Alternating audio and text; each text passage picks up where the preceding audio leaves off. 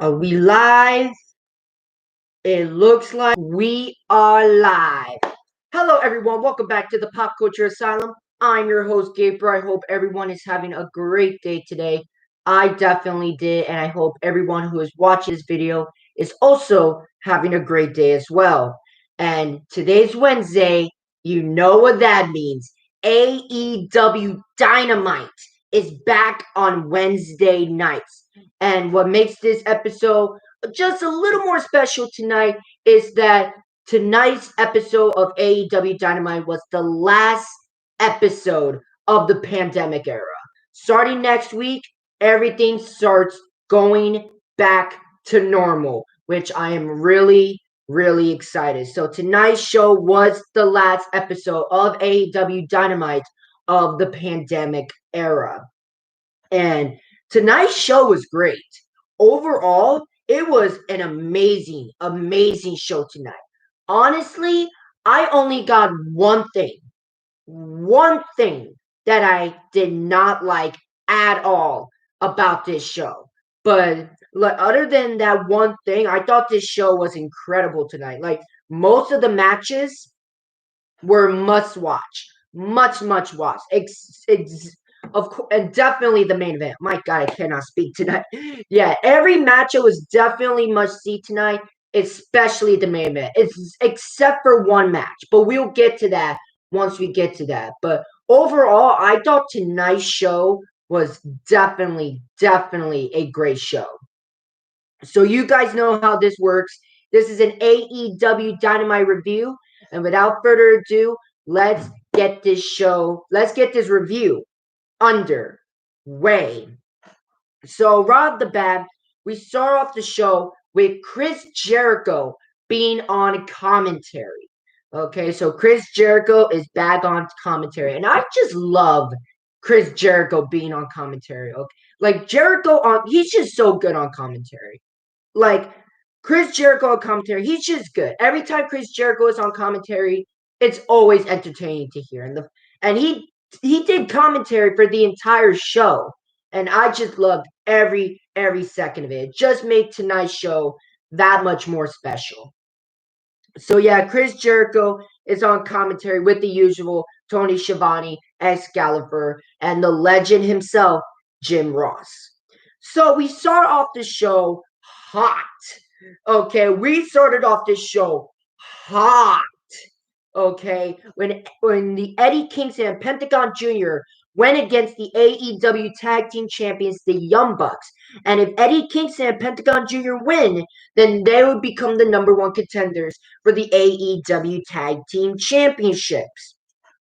And like before I even talk about this matchup, like literally the Young Bucks had like new looks.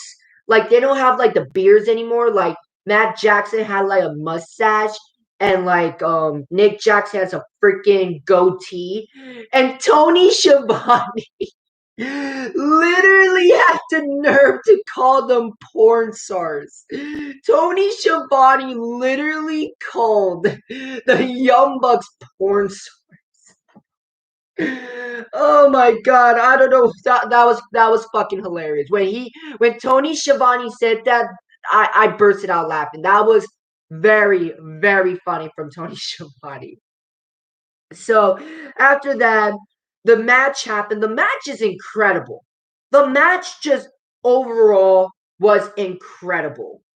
Okay, and like we get to like the last few minutes of the match, Gallows and Anderson came out trying to cause Eddie Kingston and Pentagon Jr. in the match, but then Frankie Kazarian came to help, attacking Gallows and Anderson. And with the distraction from that, Pentagon Jr. and Eddie Kingston managed to distract the Young Bucks and pin Matt Jackson clean 1, 2, 3. So Eddie Kingston and Pentagon Jr. beat the odds, and they will face the Young Bucks next week at Road Rager for the AEW Tag Team Championships. And I cannot wait for that match. That's going to be a banger. Okay, and yeah, definitely a great match tonight between Eddie Kingston and Pentagon Jr. versus the Young Bucks. Now, one thing before I continue on, like they did pin the champions. This is the first time the Young Bucks, as the champions, got pinned like overall this year.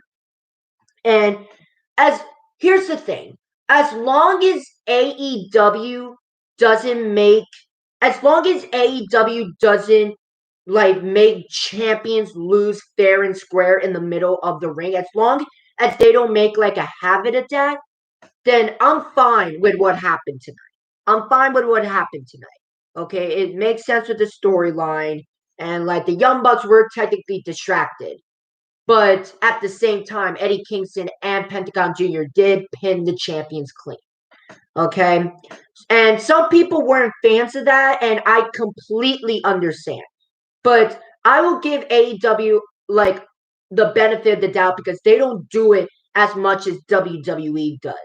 Okay, and that's one of WWE's biggest problems. As long as AEW doesn't make a habit of their world champions losing fair and square in the middle of the ring, then this is fine. Then this is fine. Okay, it's not like WWE where every cup like every 2 weeks the champion just loses in the middle of the ring by a roll up or just a regular pin in general.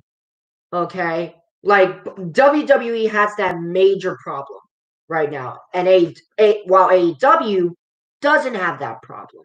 Okay, this is honestly the first time of AEW let the challenger pin the champions clean in the middle of the ring. So again, I will give AEW the benefit of the doubt because they don't do it. They don't do it, but I don't want them to make a habit of it. I don't want their champions to lose in the middle of the ring because that's the problem WWE has right now. Okay, I just don't want AEW to do the exact same thing. Okay, so yeah, that's all I got to address there. But other than that, an incredible way to start off the show. After that, we get a small segment with Christian Cage and Jungle Boy, and Christian Cage actually like giving props to Jungle Boy. Like even though Jungle Boy failed to win the the AEW World Championship on Saturday, Christian is still giving him props and stuff like that. Luchasaurus and Marco Sun, like saying thank you for Christian for helping him out last Saturday, and yeah, so Christian it's nothing too crazy, just a small segment between Christian and the Jurassic Express. Now, a lot of people are saying that this is setting up like a teaser for a heel turn to Jungle Boy.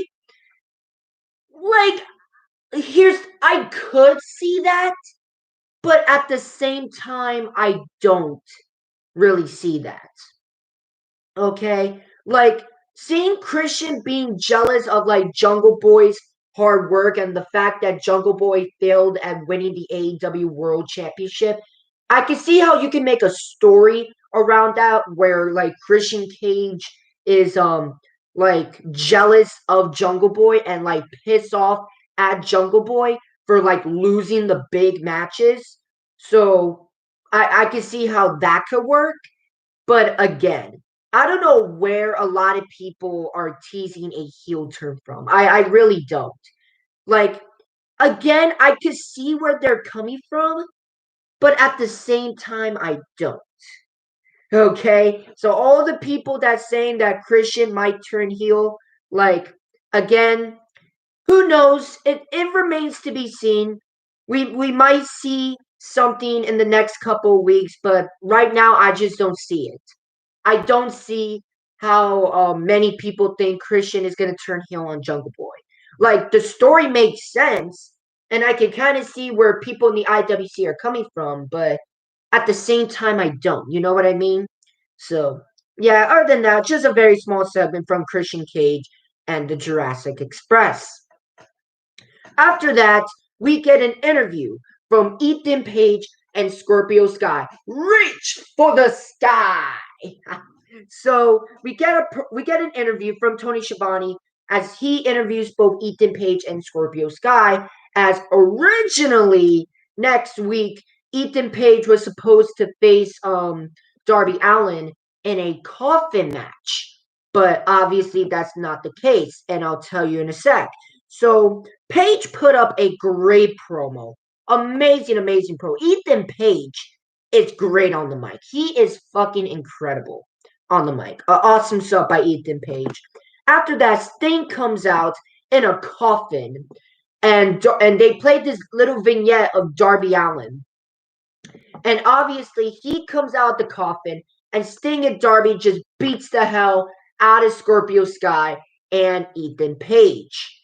Now, Ethan Page, before he left the arena, before the segment ended, Ethan Page called off the coffin match for next week and said, like, Ethan Page said, as if Darby Allin and Sting could behave for 1 week and not attack me or Scorpio Sky, then you will get your coffin match at Fyter Fest. So it looks like AEW postponed the coffin match for Fyter Fest. So I thought that was a very interesting move. But nevertheless, still very excited for the matchup, and great segment for between Ethan Page, Scorpio Sky, Sting, and Darby Allin.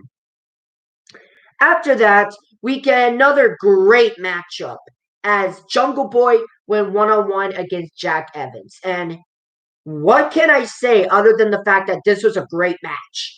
Like, this was a great match between two men with very similar styles. Like, I really enjoyed this matchup. So Jungle Boy picks up the victory, continuing his momentum, defeating Jack Evans. After that, Matt Hardy and his faction was about to attack Jungle Boy, but Christian and the Jurassic Express came for the save. And a matter of fact, Christian actually got his revenge a little bit by attacking Matt Hardy, because as you guys now know, Matt Hardy has been making Christian's life a living hell. So Christian decided to return the favor. Matt Hardy retreated, and Christian Cage made a statement by attacking one of Matt Hardy's goons. And AEW is still continuing the rivalry between Christian Cage and Matt Hardy. Love it, love it, love it. Very simple, and I cannot wait for the matchup between Christian Cage and Matt Hardy. Definitely two men with history with one another, and I cannot wait for the matchup between these two. After that, we get another fantastic promo by MJF.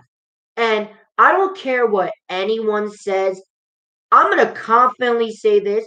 MJF is the greatest heel of the modern era. Even better than Roman Reigns. Okay? As much as I love Roman Reigns and his heel run, and I think he's doing a great job, Roman Reigns he ain't no MJF. MJF is the greatest heel in the modern era. But that's just my opinion. But MJF's promo was just mwah, mwah. Like, MJF's promos in general, it's like eating 5-star food at a 5-star restaurant. Okay, it's just fucking delicious to eat. Okay, that is MJF's promos in a nutshell. Okay, he is just damn good on the mic, and he's just a great heel. Awesome stuff, and as always, from MJF. And one important thing to take away from MJF's promo tonight, MJF wants if Jericho wants another matchup against MJF, MJF made a couple of stipulations for Chris Jericho, and if Chris Jericho can pass those stipulations, then Jericho will get his rematch against MJF. So it looks like they're doing something similar with what they did with the MJF Cody Rhodes storyline. So definitely interested on that. And a matter of fact, we're going to see those stipulations next week as MJF and Chris Jericho will be face to face. So there is that. After that, we get an interview with Andrade El Idolo. And Andrade, it's official. Andrade El Idolo will make his AEW Dynamite debut as he will face Matt Sydal next week at Road Rager. And that is going to be a great match. A great match. Who knows? Who knows? Maybe if AEW gives them some extra time, this might be another match of the year candidate because these two are definitely great in the ring. Matt Seidel's been doing an incredible job lately, and we all know the work rate of Andrade El Idolo. Okay, so definitely cannot wait for that matchup next week. After that, we get an interview with Kenny Omega. And Kenny Omega, by the way, Kenny Omega put up a great promo tonight. Okay, Kenny Omega may not be one of the best promos on the mic. Like, he may not be one of the best promos, and that's completely justified. But I thought this was a great promo from Kenny Omega. I think he shut all the haters up. Talk about improvement. Like, Kenny Omega's promo was amazing tonight. Was great tonight. Like, no doubt about it. Kenny Omega put up a great promo. And it definitely showed a lot of people in the IWC. People that said that Kenny Omega is not good on the mic. People like that even said that Kenny Omega actually put up a great promo tonight. Kenny Omega impressed a lot of people with their mic skills tonight. Again, talk about improvement. Kenny Omega put up a great promo tonight. Awesome shit from Kenny Omega. And I'm glad that his promo improvements are definitely doing very well for him. So Kenny Omega put up a great promo saying that he's gonna go for a break because there's no one left for him. Then the Dark Order interrupts Kenny Omega, and basically, the Dark Order, saying that none of them have enough wins to face Kenny Omega for the world title, but Hangman Adam Page does. So it's official, ladies and gentlemen. It's official. Like, the seeds are officially planted for Kenny Omega versus Hangman Adam Page. And I am hyped. I am freaking hyped. Okay, cannot wait for that matchup. So much history between these two. The story just literally writes itself. Okay, and definitely a match of the year candidate. Okay, definitely a match of the year candidate. Okay, so there's definitely that. Cannot wait for that. So again, the seeds are planted for Omega versus Page for All Out. So definitely excited for that. After that, we get a small promo from Brian Pillman Jr. saying that he's going to do whatever it takes to win the TNT Championship tonight. After that, we get the matchup for the TNT Championship as Miro, who came out with new theme music, defended the TNT Championship against Brian Pillman Jr. And this was another great matchup. This was another great matchup between these two. They made Miro a dominant monster, but at the same time made Brian Pillman Jr. look like a very good competitor. Like, this was a great match. I thought this was a really great match between Miro and Brian Pillman Jr. And definitely impressed by Brian Pillman Jr. Well, obviously, of course I'm impressed. I've been high on the kid ever since he came to AEW. So I'm glad that Brian Pillman Jr. is getting more opportunities like this because Brian Pillman Jr. is actually really, really good. Really, really good. No, scratch really good. He's fucking great in the ring.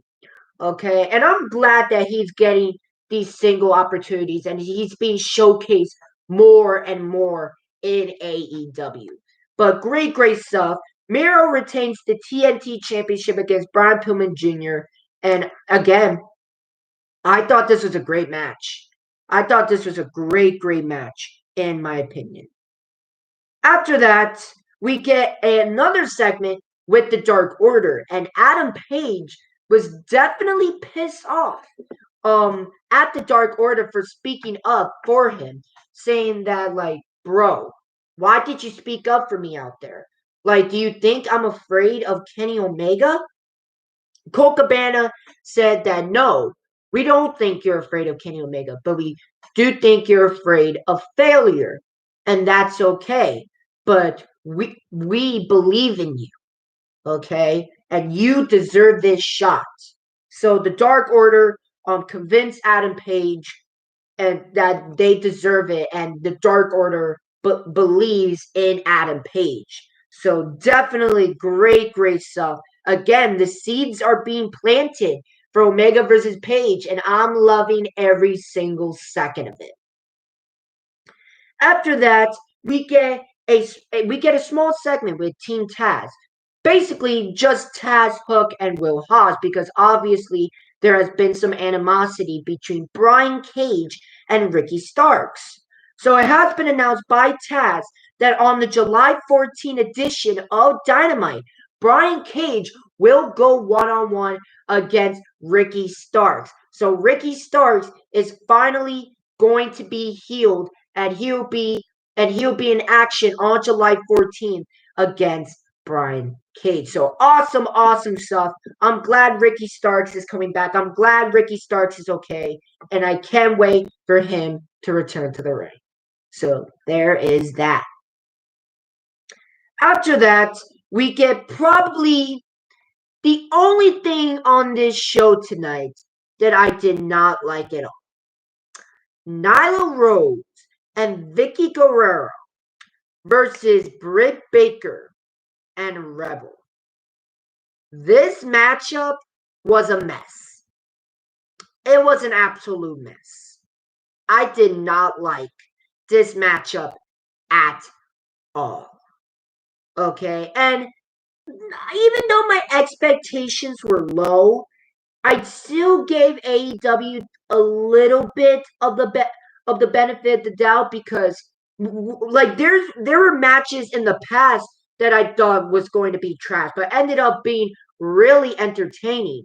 So maybe this matchup was going to surprise me. It did not.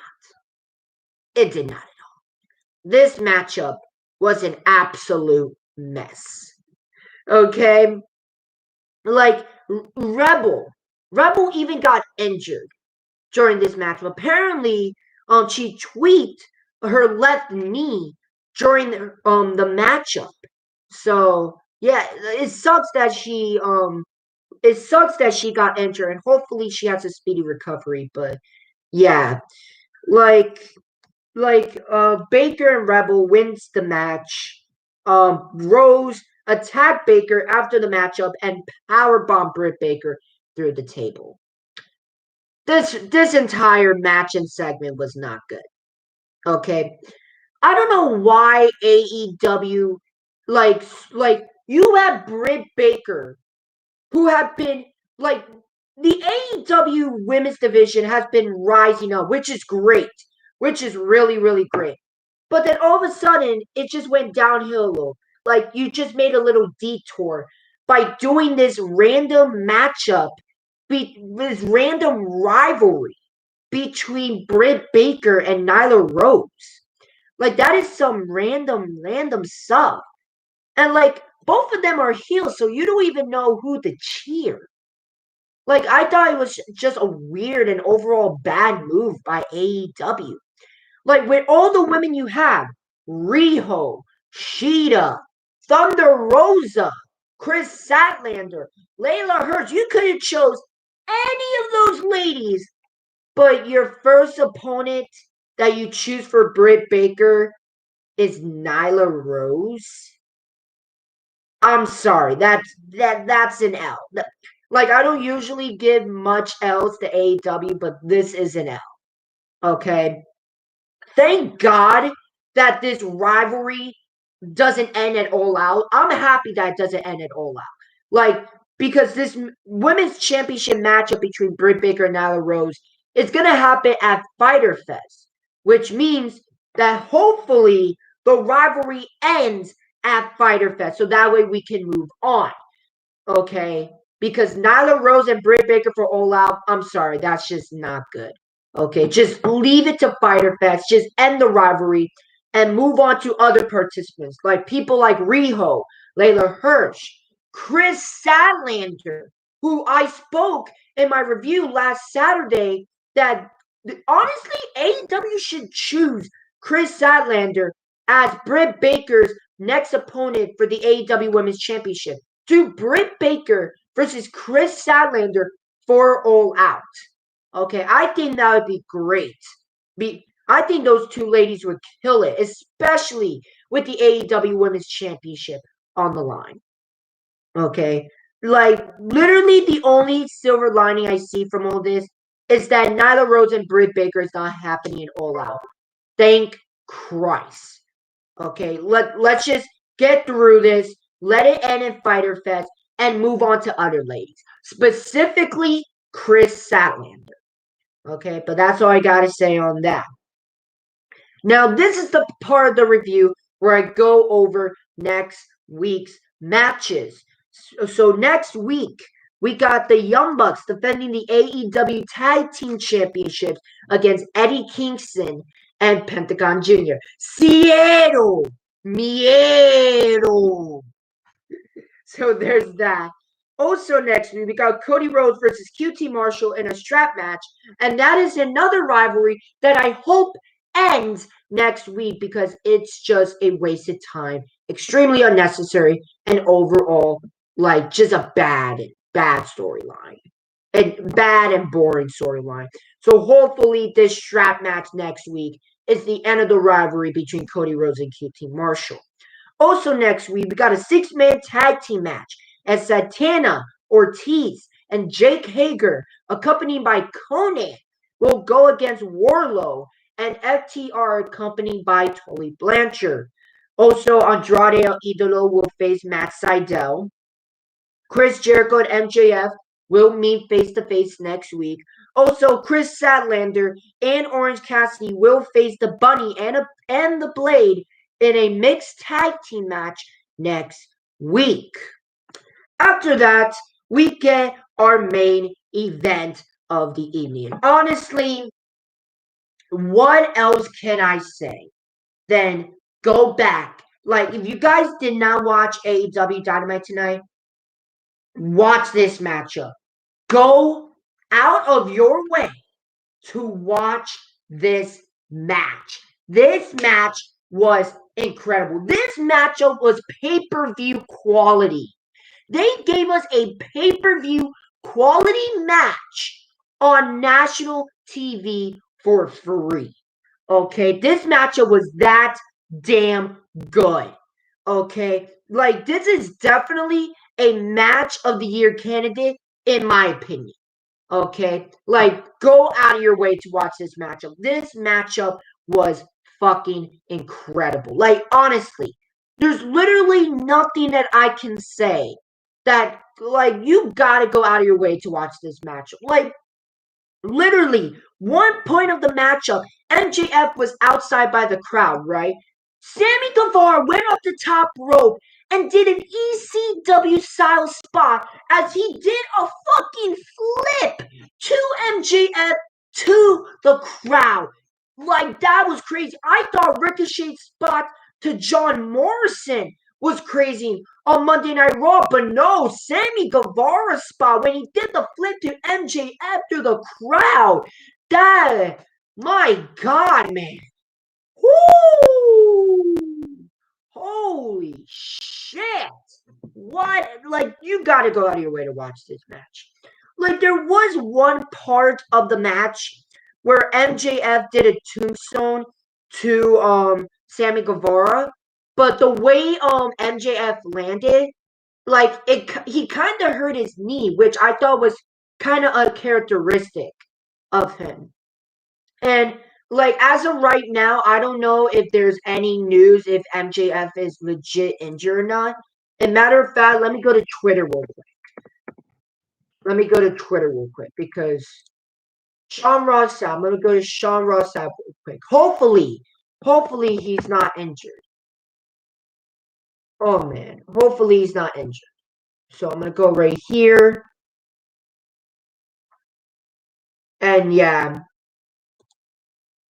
basically, yeah. So as of right now, MJF is, according to Sean Ross Sapp, like I don't see any tweets right now saying that MJF is hurt. So more than likely, MJF is just a great seller. He's just one hell of a seller.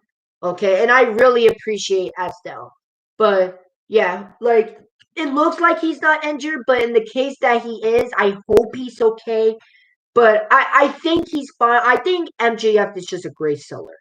Okay, but like in the final few minutes of the matchup, Shawn Spears and Wardlow came out. Wardlow attacked Chris Jericho, taking him out.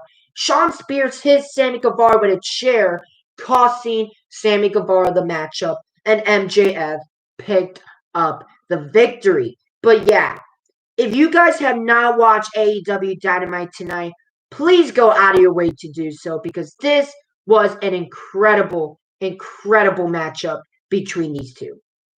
And definitely a match of the year candidate, in my opinion. So yeah, what a main event to end the to end the episode, and what a main event to end the pandemic era on. Okay, and in matter of fact, AEW actually did a package during the things that happened during the pandemic era, which I thought was an amazing package. When it comes to emotional packages, AEW always delivers, and AEW definitely made the best during the pandemic era.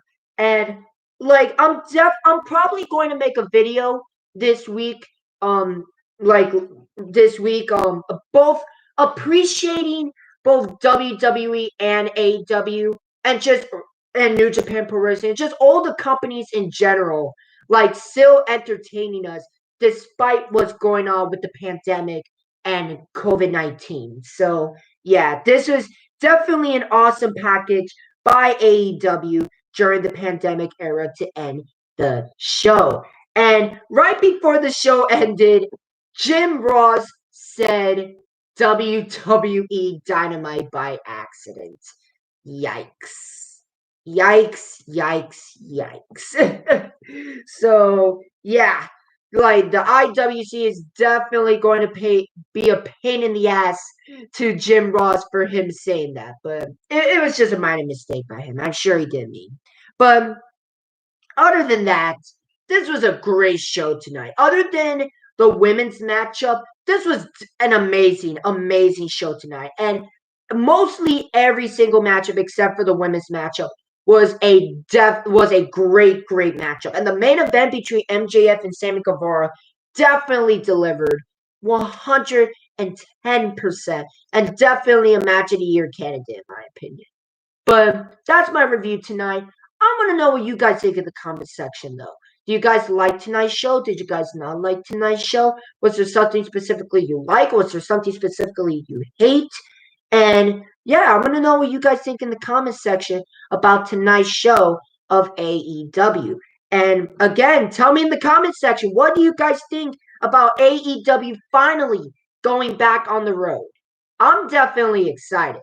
But I want to know what you guys think in the comment section. But other than that, if you guys like the video, make sure you leave the like, make sure you leave a comment. And if you guys like the videos that I make sure you subscribe and leave the notification bell so that way you don't miss any of my videos.